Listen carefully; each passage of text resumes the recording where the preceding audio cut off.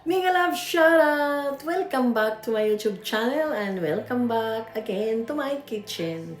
And mga kaasam, today, it's my day off. Nag-crave na naman ako ng kasi medyo malamig pa sa labas. Gusto kong humigop ng sabaw. At saka, never ko pa itong naluto. Pero, na tikman ko na ito sa aking coworker. Kaya mag-try akong gagawa ng sarili kong chicken sutanghon soup. Ayan. At sana magustuhan ng buong pamilya. At sana magustuhan ninyo ang aking video na ito. Okay mga kasam, let's go. Ito po ang aking mga ingredients. Ayan o. Handang-handa na aking ingredients mga kasam. Okay, isa-isahin natin ipakita sa inyo. Let's go! Ayan, ito po yung sutanghon mga kasam. Kunti lang po ang ko mga kasam. Kasi pag ubusin ko po yung isang bag or isang pack, baka maging pansit bihon. Kaya pansit sutanghon. Kaya yan lang para sabaw talaga yung hinahabol ko dito.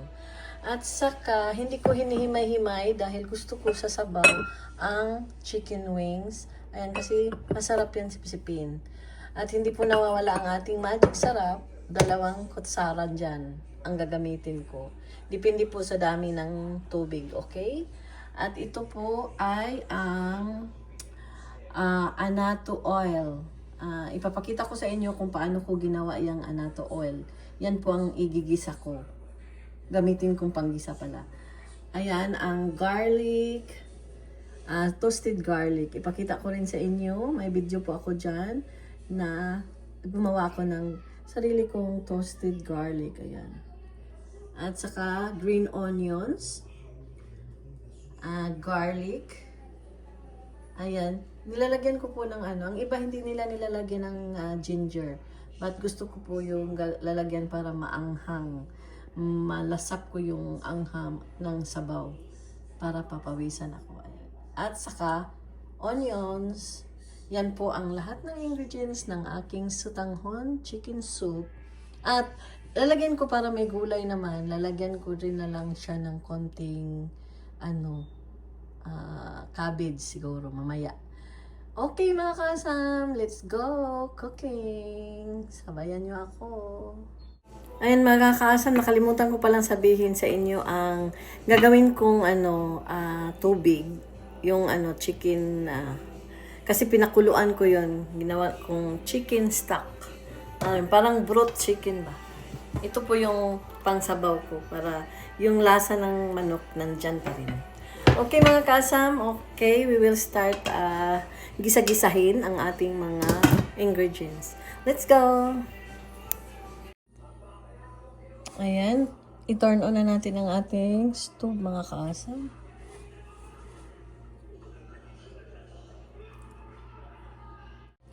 Ayan, mainit na. Ilagay na natin ang ating annatto oil. Ang ang background natin mga kaasam, si Tanggol. Nag-aaway sila ng kanyang. Ayan. Pulang-pula, diba? Maganda tignan. Tapos, garlic muna bago ang sibuyas.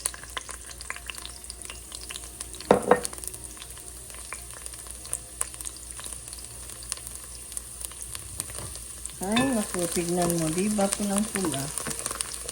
Ilagay na agad ang ating sibuyas. Ayan. Tignan nyo naman mga kaasam, pulang-pula ang aking sabaw. Dahil sa gawa kong annatto oil. Tapos, isusunod ko na po yung loya mga kaasam. Ayan, para ma-absorb talaga yung sa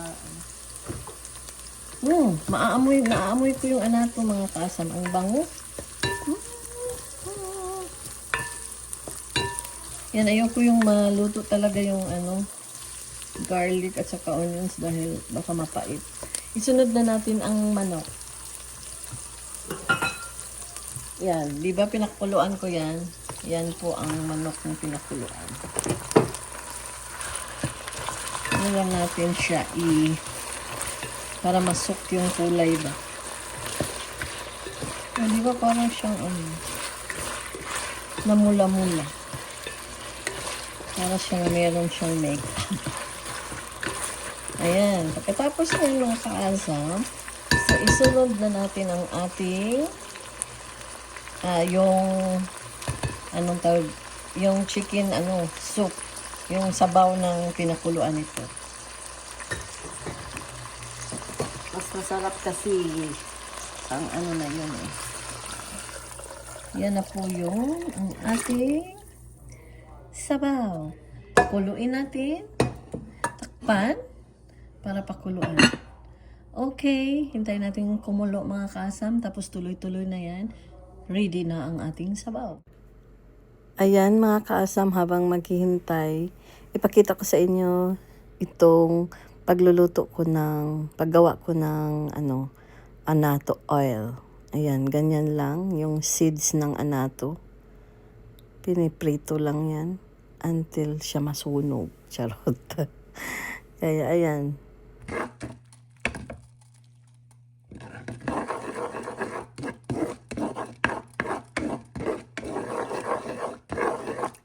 Para magiging pula ang ating oil. Alam niyo yun, para yung amoy ng anato oil ba?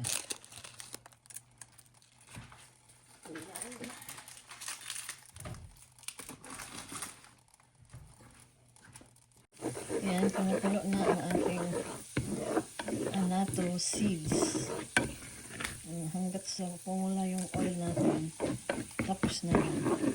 Maging anato oil na yan. Ayun kasi yung ilalagay yung buo sa doon sa sabaw. Kasi pa yung orange yung powder nito, pangit, parang ang pula. Kaya ito na lang. Nagawa akong sarili ko oil na anato. Ayan, tama na yan, pula na. So, pagkatapos na, itatapon na yung seeds. Ang oil lang ang gagamitin natin para sa ating sutanghon soup. Ayan, ready na yan. Patayin na ang stove. Ito na po ang natatapos na nasunog. Ayan. Ayan, itatapon na yung Yan na po ang aking anato oil. Ayan na mga kaazam. Ayan ako. And then, cabbage. Ilalagay ko na ang cabbage. Hinugasan ko na yan siyempre mga kaazam. Okay? Parang meron naman siyang gulay-gulay. And then, hindi dapat malata yung Pwede rin na ito lagyan ng mga kaasam ng Pwede nyo rin na siya lagyan ng pichay. Pero cabbage lang ang ngayon ako. Ayan. And then, the last but not the least ay ang onion. Toasted garlic. Yan, ilagay lang sa ibabaw. Parang lang ito pang decoration. Ayan, titignan na natin ang ating sabaw ng salsa bago ako mag-live. Okay. Good to eat. Let's go eat.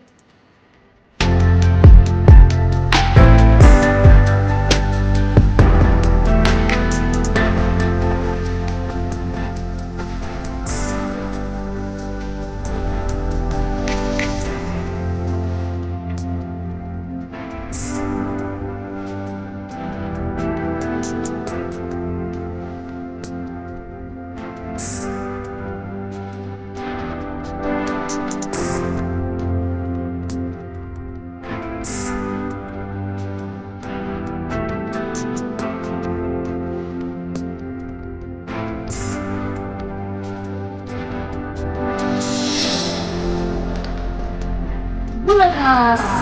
Lima na! Pasam, ito na po ang aking chicken sutanghon soup. Titigman natin. Oh my God, ang sarap. Ayan, masarap mga asam, maanghang-anghang. At saka maganda dito dahil malamig. Kaya higop lang ng higop. Promise, ang sarap. Masarap ang may anghang talaga. Masarap. Tikman natin yung manok kung nag-ano ba talaga. Usually, ang nilalagay nilang manok yung hinihimay ba. Sa akin, gusto ko yung chicken wings kasi ko. Sisip-sipin ko yung wings. Ito yung chicken. Sarap. Tapos pula-pula ba dahil siya sa anato. Sarap. Ayan, thank you po mga kaasam sa panonood ninyo dyan. At sana may natutunan kayo. I-try nyo, madali lang eh. Ano lang, lagay lang ng lagay. Mas masarap pag kayo ang magluluto. Remember, magluluto with love. Bye-bye! Thank you! There's more.